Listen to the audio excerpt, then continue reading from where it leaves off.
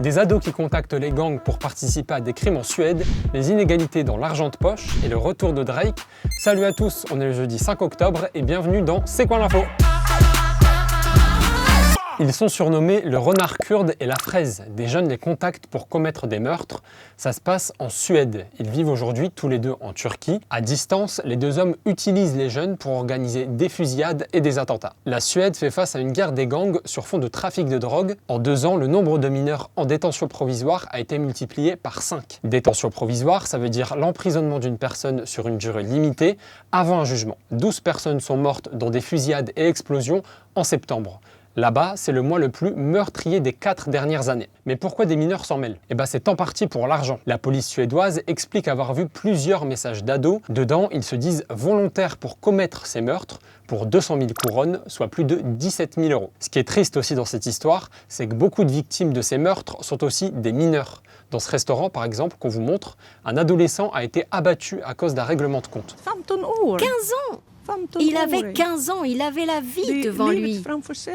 Je suis choquée par ce qui se passe ici, c'est impossible à décrire. Face à la guerre des gangs, le Premier ministre suédois envisage d'avoir recours à l'armée.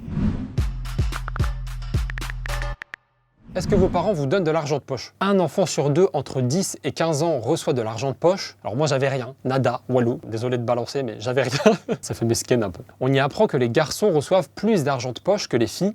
Un garçon recevrait en moyenne 44 € par mois d'argent de poche. Une fille, 6 € de moins, 38 €. Pire encore, les filles touchent leur argent de poche plus tard. Les inégalités entre filles et garçons commencent donc vraiment tôt.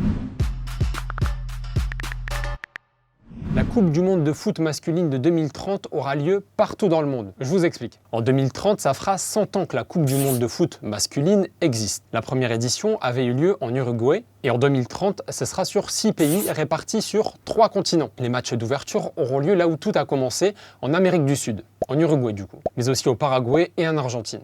Puis le reste de la Coupe du Monde se jouera en Europe, en Espagne et au Portugal, puis en Afrique, au Maroc. Perso, je suis très content que le Maroc ait la Coupe du Monde à domicile. Mais le vrai problème que ça pose, c'est celui de la pollution que ça va provoquer, cette Coupe du Monde, parce que beaucoup de joueurs vont devoir prendre l'avion pour la compétition. Et vous, dites-nous ce que vous en pensez de cette Coupe du Monde sur 3 continents. Dites-nous en commentaire.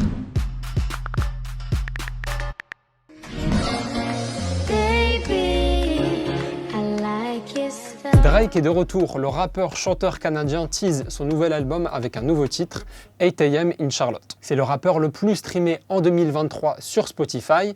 Dans son nouveau clip, on voit son fils, Adonis.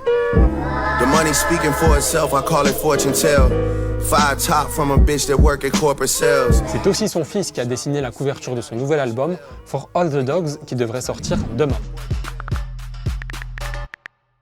Est-ce que vous vous souvenez de cette photo ? C'est le visage de Mahsa Amini, tué pour un voile mal mis en Iran en septembre 2022. Un nouveau drame similaire pourrait bien avoir eu lieu dans le pays. Elle s'appelle Armita Garavan, 16 ans. Le 1er octobre, elle prend le métro à Téhéran et en est ressortie très gravement blessée. Elle serait encore en ce moment entre la vie et la mort. L'association Engao a révélé que l'ado aurait été victime d'une agression dans le métro de Téhéran. Selon plusieurs associations, elle aurait été agressée par la police des mœurs, ceux qui sont chargés de vérifier si le port du voile, obligatoire en Iran, est bien respecté. On vous tiendra au courant dans C'est quoi l'info.